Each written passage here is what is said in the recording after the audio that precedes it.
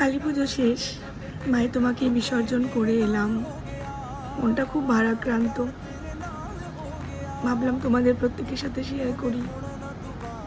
যখন মা জলে পড়লেন, ঠিক যেন মনে হচ্ছিল নিজের খুব কাছের কেউ আবার সেই 1 বছরের জন্য দূরে চলে গেল। তাকে দেখতে পাবো না, ইচ্ছে করলে থানে গিয়ে বসতে পারবো না, তাই না? এত কেন কষ্ট হয়? কিন্তু ভাই তোমার বিসর্জনে খুব কষ্ট হয়েছে।